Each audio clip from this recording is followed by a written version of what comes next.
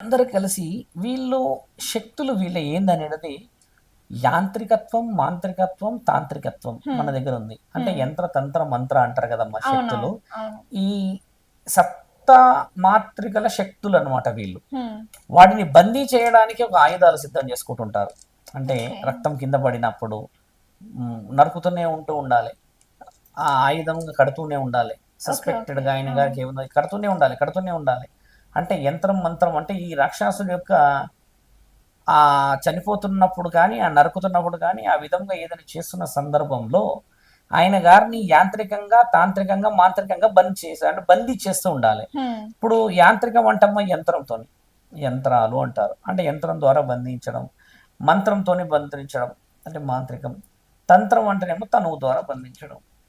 ఇలా బందీ చేయాలి అని అమ్మవార్లు ప్రయాణం చేస్తూ ఉంటారు. ప్రయత్నం చేస్తున్న తరుణం చాలా వైవిధ్యముగా ఉంటుంది. అలా బందీ చేద్దాం ఈయన గారిని అని అమ్మవారి రూపాలతోనే ఆయన గారిని పంతం పడుతున్న సమయంలో రక్తపు బొట్టు కింద పడుతూ ఉంటాయి. ఆయన లేస్తూ ఉంటాడు. హ్మ్. వారాహి మాత ఏం చేస్తదంటే, ఆ రక్తపు బొట్టు కింద పడగానే ఆ బొట్టుని ఒకేసారి స్వీకరిస్తూ ఉంటది. హ్మ్. అమ్మ మింగేస్తూ ఉంటది నాలుక ద్వారా. హ్మ్. స్వీకరిస్తూనే ఉంటది. స్వీకరిస్తూనే ఉంటది. స్వీకరిస్తూనే ఉంటది. వాడి శరీరంలో నుంచి బొట్టు కింద పడ్డదంటే అమ్మ తీసేసుకుంటది. బొట్టు పడ్డదంటే కింద.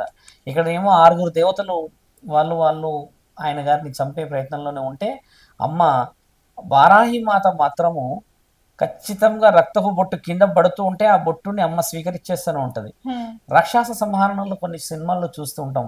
అమ్మవారు రక్తాన్ని తాగేస్తుంటారు చూడండి. నాలుక అవును. పెద్దగా పెట్టి. అవును. అలా అమ్మవారు స్వీకరిస్తూనే ఉంటే, ఆఖరి బొట్టు పడ్డాక వాడి అంతం అయిపోతది.